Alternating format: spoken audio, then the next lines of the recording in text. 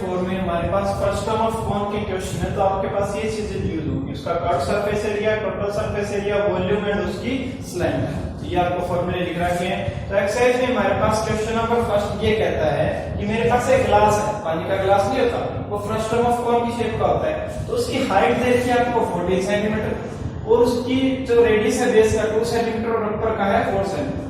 तो ये कहता है कि इसकी कैपेसिटी काउंट करो, कैपेसिटी वॉल्यूम को ही बोलते हैं, किसके अंदर कितना पानी आ सकता है, तो वो क्या हो जाएगी, वॉल्यूम हो जाएगी। तो फर्स्ट टर्म ऑफ कॉन की वॉल्यूम कितनी होती है, 1/3 पाई h r1 का स्क्वायर प्लस में r2 का स्क्वायर प्लस में r1 into r2। तो यहाँ पे आपके पास क्या है, ये r1 रहा, ये r2 रहा, ये क्या रहा h, वैल्यू आ गई। यानी कि वॉल्यूम अगर मैं निकालूंगा तो वॉल्यूम के लिए क्या चाहिए, 1/3 चाहिए, पाई चाहिए, पाई की वैल्यू आपको पता है 22/7, इनटू में हाइट चाहिए, हाइट की वैल्यू आपके पास 14 आ गई, ठीक है। ब्रैकेट में क्या है, r1 का स्क्वायर, r1 का स्क्वायर इसका 2 का स्क्वायर प्लस में r2 का स्क्वायर यानी कि 4 का स्क्वायर प्लस में r1 into r2 यानी कि 2 into में 4। ये आ जाएगा, वैल्यू पुट करनी है बस डायरेक्ट। इसके बाद जो कटता है वो काट देते हैं पहले, जैसे ये हमारे पास 2 पे कट गया, कितना आएगा 22 into 2 कितना हो जाएगा 44 डिवाइड में 3, ब्रैकेट में कितना है 2 का स्क्वायर 4, 4 का स्क्वायर 16 प्लस में 4 into 2 8, ये आ जाएगा यानी कि 44 डिवाइड में 3, ये हो जाएगा 28, ठीक है। ये आपके पास क्या आ जाएगा, आंसर आ जाएगा 44 और 28 की मल्टीप्लाई कराओ, उसको 3 से डिवाइड कराओ, तो आपके पास ये सेंटीमीटर क्यूब में इस प्रश्न ऑफ कॉन की वॉल्यूम आ जाएगी, ठीक है। क्वेश्चन नंबर सेकंड में हमारे पास क्या दे रखा है, एक फर्स्ट टर्म ऑफ कॉन है, उसकी स्लैंट हाइट दे रखी है 4 सेंटीमीटर, स्लैंट हाइट क्या होती है, l होती है। उसके बाद कहता है कि जो इसके ऊपर वाला सरफेस है और नीचे वाला सरफेस है उसका पैरामीटर दे रखा है, पैरामीटर यानी कि पूरा दायरा दे रखा है आपको। पैरामीटर क्या होता है, 2 पाई r, सर्कमफ्रेंस होती है ना, वो दे रखा है आपको। इस सरफेस की दे रखी है 6 सेंटीमीटर, ऊपर वाले की दे रखी है 18 सेंटीमीटर, और ये कहता है कि इस प्रश्न ऑफ कॉन का कर्व सरफेस एरिया कैलकुलेट करो। कर्व सरफेस एरिया का फॉर्मूला क्या होता है, पाई l r1 प्लस में r2, हमें चाहिए r1 प्लस में r2, ठीक है। लेकिन यहाँ पे हमारे पास क्या है, ये दे रखा है l तो है हमारे पास, तो इसका सर्कमफ्रेंस कितना होता है आपको पता है, सर्कमफ्रेंस होता है 2 पाई r, 2 पाई r होता है ना, तो अगर इसका रेडियस r1 है तो इसका सर्कमफ्रेंस कितना हो जाएगा 2 पाई r1, कितना दे रखा है 80, यहाँ से 2 मल्टीप्लाई में यहाँ पे जाके क्या हो जाएगा डिवाइड में, यानी कि ये कितना आ जाएगा 9 पाई r1 की वैल्यू आ गई 9, यानी कि r1 की वैल्यू कितनी आ जाएगी 9 डिवाइड में पाई। उसी के बाद हमारे पास इसकी भी दे रखी है सर्कमफ्रेंस, तो मेरे पास 2 पाई, इसका रेडियस r2 है तो ये r2 हो जाएगा, 2 पाई r2 कितना दे रखा है 6, तो ये यहाँ पे 2 मल्टीप्लाई में यहाँ पे क्या हो जाएगा डिवाइड में हो जाएगा, इसकी वैल्यू कितनी आ जाएगी 3, और r2 की वैल्यू कितनी आ जाएगी, यहाँ से r2 की वैल्यू आ जाएगी 3 अपॉन में पाई। r1 की वैल्यू आ गई, r2 की वैल्यू आ गई, l की वैल्यू आ गई, कर्व सरफेस एरिया का वैल्यू कैलकुलेट करते हैं, तो हमारे पास कर्व सरफेस एरिया कितना होता है पाई l r1 प्लस में r2, ये हो जाएगा। तो आपके पास पाई है, l की वैल्यू कितनी है 4 है, r1 प्लस में r2, r1 कितना है 9 अपॉन में पाई, 9 अपॉन में पाई प्लस में r2 कितना है 3 अपॉन में पाई, दोनों को ऐड कर दूं, ये 4 into में पाई तो पढ़ाई है, डिवाइड में दोनों के पाई है, पाई एलसीएम आ जाएगा 9 into में 9 प्लस में 3 कितना आ जाएगा 12 आ जाएगा, ये आ गया। अब सारे मल्टीप्लाई है ना, तो पाई से पाई कट जाएगा 12 चौके 48, 48 सेंटीमीटर स्क्वायर, ये इसका क्या आ जाएगा हमारे पास curve surface area. Question number 3 में क्या कहता है कि मेरे पास एक कैप है, ठीक है, तो इस कैप की शेप एक फर्स्ट टर्म ऑफ कोन की तरह है। अब कैप है कि एक आपको पता है नीचे वाला बेस क्या होता है ओपन होता है, ऊपर से क्या होता है वो कवर होता है, तो ये कहता है कि इसको बनाने के लिए कितना मटेरियल लगेगा। तो मटेरियल आपको पता है, एक तो इसका ये दायरा है, ये क्या है कर्व सरफेस एरिया, तो एक तो इसका कर्व सरफेस एरिया, ऊपर से तो नीचे से बोला है ऊपर से है, तो ऊपर वाला आपको सरफेस लगाना पड़ेगा, ऊपर वाला जब जाएगा तो मेरे पास रिक्वायर्ड सरफेस कितना आ जाएगा, एक तो आ जाएगा curve surface area of frustum of cone, ये हो जाएगा प्लस में area of upper base base करेंगे हो जाएगा। तो आपके पास curved surface area of first term of cone कितना होता है, पाई एल r1 प्लस में r2 प्लस में अपर बेस का एरिया कितना होगा, अपर बेस कितना होता है, पाई आर स्क्वायर होता है। अगर हम मान लेते हैं ये डिस r1 है और ये r2 है, तो ये कितना हो जाएगा, pi R square pi r2 plus ये आ जाएगा। तो हमारे पास यहाँ पे वैल्यू तो है नहीं, हम पुट कर देते हैं पाई की वैल्यू 22/7, एल की वैल्यू दे रखी है आपको 15, r1 प्लस में r2 10 प्लस में 4, 10 प्लस में 4 डायरेक्ट 40 लिख दो, ठीक है, प्लस में पाई 22/7, r2 का स्क्वायर, r2 कितना है 4, तो 4 का स्क्वायर कितना हो जाएगा 16 हो जाएगा, तो ये आ जाएगा। अब यहाँ से ये कट जाएगा, 2 पे कट गया, यहाँ पे मेरे पास आ जाएगा 22 इंटू में 15 इंटू 2 30 लिख दो, ठीक है, प्लस में ये है 22 इंटू में 16 डिवाइडेड बाय 7, इसको भी आप और सॉल्व कर सकते हो, तो इन दोनों में मल्टीप्लाई करा दो, ये आ जाएगा मेरे पास है 660 प्लस में इन दोनों की मल्टीप्लाई करा दें, ये आपके पास क्या आ जाएगा, इस मटेरियल का सरफेस आ जाएगा कि आपको इतना मटेरियल चाहिए सेंटीमीटर स्क्वायर में, ठीक है। क्वेश्चन नंबर 4 में क्या कहता है कि मेरे पास एक कंटेनर है जो फर्स्ट टर्म ऑफ कॉन की शेप में, ये कहता है कि इस कंटेनर को आपने दूध से मिल्क से भरना है, तो आपने इसके अंदर कितना मिल्क आएगा उसके पैसे कैलकुलेट करने हैं। अगर 1 लीटर 20 रुपए का है तो इसका मतलब क्या है कि आप इसमें से निकाल लो कि कितना मिल्क आएगा इसके अंदर लीटर में, और उसको आप 20 से मल्टीप्लाई करा दो। अगर 5 लीटर आ रहा है तो 5 20 5 100 रुपए लगेंगे, फिर आपके पास 6 लीटर आ रहा है तो 20 से मल्टीप्लाई कर दो 120 रुपए लगेंगे। चाहिए क्या, इसकी वॉल्यूम चाहिए, तो volume of first term of cone क्या होती है हमारे पास है, volume of first term of cone, volume होती है हमारे पास 1/3 पाई h, पाई 22/7, h की वैल्यू कितनी है 16 दे रखी है, उसके बाद क्या है r1 का स्क्वायर यानी कि 8 का स्क्वायर प्लस में 20 का स्क्वायर और प्लस में 8 इंटू में 20, ये हो जाएगा।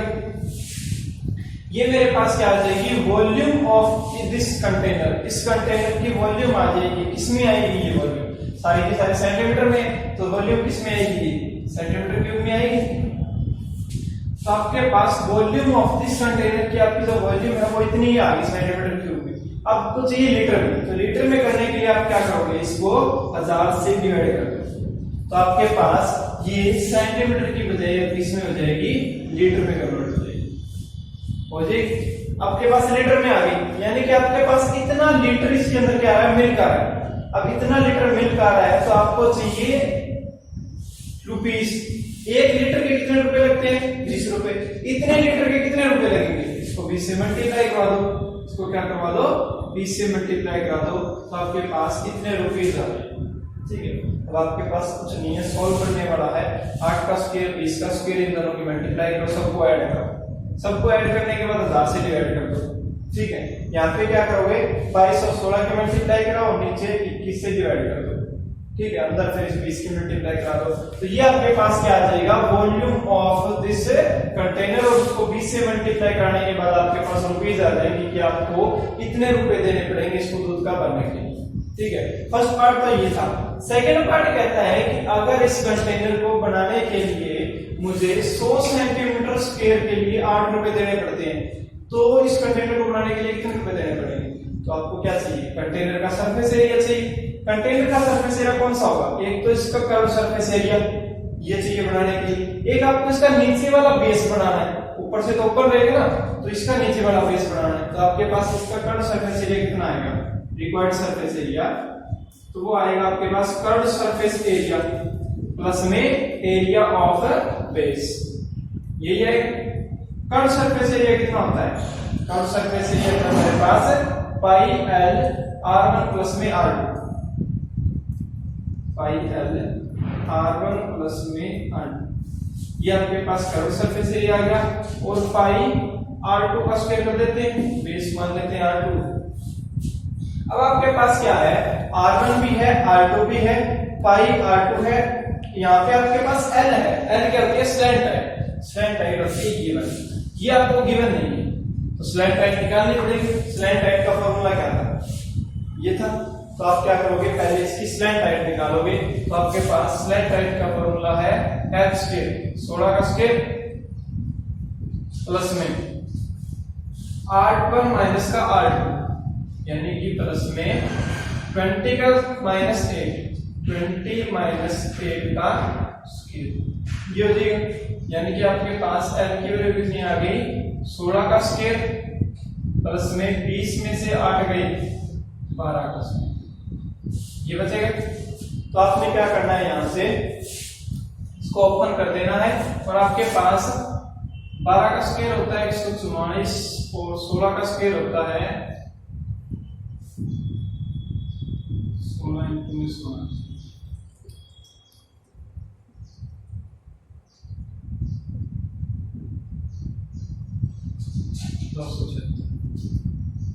और इनको जोड़ोगे तो आपके पास आ जाएगा 400, ठीक है। और आपको पता है कि 400 किसका रूट होता है, 4 का 12 आएगा, कितना आएगा, तो 2 जीरो है, पीछे से 1 जीरो, ये आ गई। एल की वैल्यू कितनी आ गई, 20। एल की वैल्यू 20 आ गई आपके पास। अब क्या चाहिए आपको, पाई की वैल्यू 22/7 है, एल की वैल्यू कितनी आ गई, 20 आ गई। r1 प्लस में r2 यानी कि 20 प्लस में 8 28 लिख दूं, प्लस में पाई r2 का स्क्वायर, पाई की वैल्यू 22/7, r2 कितना है 8, तो इनटू में 8 का स्क्वायर। इसको सोल्व कर लो, यहां से कट जाएगा 7 एकम 7 7 चौके 28, ठीक है। यानी कि आपके पास आ जाएगा 22 इनटू में 4, ये आ जाएगा 88 इनटू में 20, प्लस में क्या करना है 22 इनटू में 64 डिवाइडेड बाय 7, ये करना है। इन दोनों की मल्टीप्लाई कराओ, इन दोनों की मल्टीप्लाई कराओ, दोनों को ऐड कर दो। ये आपके पास क्या आ गया, सेंटीमीटर स्क्वायर में मटेरियल आ गया कि इसका मटेरियल इतना लगेगा बढ़ाने के लिए। अब आपको क्या था, 100 सेंटीमीटर के लिए कितने रुपए लग रहे हैं, 8 रुपए। 1 सेंटीमीटर के लिए कितने लगेंगे, 100 सेंटीमीटर के लिए कितने लग रहे हैं, 8 रुपए। 1 सेंटीमीटर के लिए कितने लगेंगे, 8/100 रुपए लगेंगे। 100 इसके डिवाइड में आ गए। अब आपको इतना सेंटीमीटर देर लगाना है तो इसके लिए कितने रुपए लगेंगे, 1 सेंटीमीटर के लिए कितने लग रहे हैं, इतने सेंटीमीटर के लिए कितने लगेंगे, इसको इससे मल्टीप्लाई करा देते हैं। तो इसको अगर मैं 8/100 से मल्टीप्लाई करा दूं तो ये मेरे पास इतने रुपए आ जाएंगे कि इसको बनाने के लिए इतने रुपए लगेंगे, ठीक है। तो आपके पास वहां पे रुपए आ जाएंगे। इसकी कैलकुलेशन कर लें। क्वेश्चन नंबर 5 में हमारे पास क्या है, एक कोन है, ठीक है। कोन की टोटल हाइट देखिए 20 सेंटीमीटर, 20 सेंटीमीटर आपके पास टोटल हाइट है और जिसका जो वर्टिकल एंगल है ये पूरा का पूरा ये देखा है 60 डिग्री, ठीक है। और अगर आप इसके मिडिल को इससे मिला दोगे तो ये वाला एंगल क्या हो जाएगा, 30 डिग्री हो जाएगा, ठीक है। फिर कहते हैं कि मैंने इस कोन को एकदम मिडिल से काट दिया। मिडिल का मतलब है बिल्कुल हाफ में, तो इसकी जो ऊपर वाला कोन बचा है उसकी हाइट कितनी है, h2, वो भी इतनी होगी 10, और जो नीचे फ्रस्टम ऑफ कोन बन गया उसकी भी हाइट कितनी होगी 10 सेंटीमीटर, क्योंकि टोटल 20 थी तो हाफ से काट दिया तो 10 10 आ गया। अब आपके पास ये जो फ्रस्टम ऑफ कोन बना है, फ्रस्टम ऑफ कोन बना है, इसका आपने क्या किया, पिघला कर एक वायर बना दिया। इसको पिघला कर आपने एक वायर बना दिया। उस वायर का आपके पास डायमीटर देखा है 1/16 सेंटीमीटर, तो रेडियस कितना हो जाएगा, उसको 1/2 से मल्टीप्लाई करो, इसका आधा वो 1/32। इसका रेडियस देखा है आपने, इस वायर की लेंथ कैलकुलेट करनी है, वायर की लेंथ कैलकुलेट करनी है। तो आपके पास सबसे पहले तो आपने जो फ्रस्टम ऑफ कोन बनाया इसकी वॉल्यूम को इस वायर की वॉल्यूम के बराबर रखूंगा, क्योंकि वॉल्यूम दोनों के बराबर रहेगी। इसकी वॉल्यूम और इसकी वॉल्यूम बराबर रख दूंगा, वहां से मेरे पास कैलकुलेशन आ जाएगी। अब इसकी वॉल्यूम कैसे निकालेंगे, वॉल्यूम ऑफ फ्रस्टम ऑफ कोन क्या होता है, 1/3 पाई h r1 का स्क्वायर प्लस r2 का स्क्वायर r1 into r2। अब आपके पास यहाँ पे ना तो r1 है ना r2, कैसे कैलकुलेट करेंगे, आपको चाहिए ये वाली वैल्यू, ये क्या होगी, यहाँ पे r1 होगी, ये वाली वैल्यू कितनी होगी, r2, ठीक है। अब आपके पास ये वैल्यू चाहिए और ये वैल्यू चाहिए। अब आप ये देखो कि आपके पास ये एक राइट एंगल ट्रायंगल नहीं बन रही, तो मैं क्या मान लेता हूँ, इसको ABC मान लेता हूँ। तो ABC एक राइट एंगल ट्रायंगल नहीं है, यहाँ ये वाला एंगल आपको देखना है तो इसके सामने वाला क्या होता है, परपेंडिकुलर होता है, ठीक है। आपको क्या चाहिए वैल्यू, आपको यही वैल्यू चाहिए, एक तो ये चाहिए और एक ये चाहिए, तो ए बी सी और इसको डी और ई मान लीजिए, ठीक है। तो in triangle A D E, पहले तो इस ट्रायंगल के अंदर देखते हैं आपको क्या वैल्यू चाहिए, डी ई चाहिए, डिवाइड में ए डी आपके पास है। अब ये देखो, ये परपेंडिकुलर है, ये क्या है, बेस है। परपेंडिकुलर बाय बेस क्या होता है, tan थीटा होता है। थीटा यहाँ पे कितना है, 30 डिग्री, तो tan 30 ये ऐसे। तो आपके पास DE डिवाइड में AD is equal to tan 30 आ गया। अब आपके पास DE की वैल्यू आपने चाहिए, AD की वैल्यू कितनी है, 10 है, tan 70 है, डिवाइड में tan 30 की वैल्यू कितनी होती है, tan 30 की वैल्यू कितनी हो जाएगी,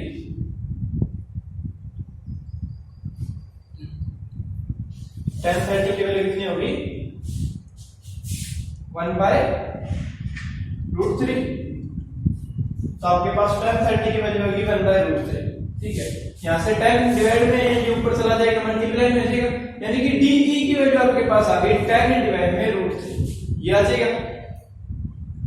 फिर आपको चाहिए BC की वैल्यू, तो इन ट्रायंगल ABC आपको BC चाहिए, डिवाइड में आपके पास AB है, तो अब आपके पास वही नहीं बन गया, ये वाला परपेंडिकुलर बाय बेस क्या बनेगा, tan 30 की वैल्यू कितनी होती है, 1/√3। आपके पास BC की वैल्यू आपने कैलकुलेट करनी है, AB की वैल्यू आपके पास है, AB की वैल्यू होगी टोटल 20 सेंटीमीटर, ठीक है। tan 30 की वैल्यू 1/√3। अब ये 20 यहाँ पे डिवाइड में इस तरफ चले के क्या हो जाएगा, मल्टीप्लाई में आ जाएगा। तो आपके पास अब DE क्या था, R1 आ गया, ये रहा। BC क्या था, R2 आ गया। आपको चाहिए क्या, वॉल्यूम चाहिए थी, वॉल्यूम में आपको क्या चाहिए था, R1 और R2 चाहिए था, R1 और R2 आ गया। तो आपके पास volume of frustum of cone, आपने क्या करना है, volume of frustum of cone बराबर रखना है volume of wire, volume of wire रखना। Volume of frustum of cone कितना होता है, 1/3 पाई h R1 का स्क्वायर प्लस में R2 का स्क्वायर प्लस में R1 इनटू में R2, ये आ जाएगा। उसके बाद आपने रखना है वॉल्यूम ऑफ वायर। अब वायर वॉल्यूम कैसा है, वायर होता है सिलेंड्रिकल शेप का, और सिलेंड्रिकल शेप की वॉल्यूम कितनी होती है, पाई r स्क्वायर h।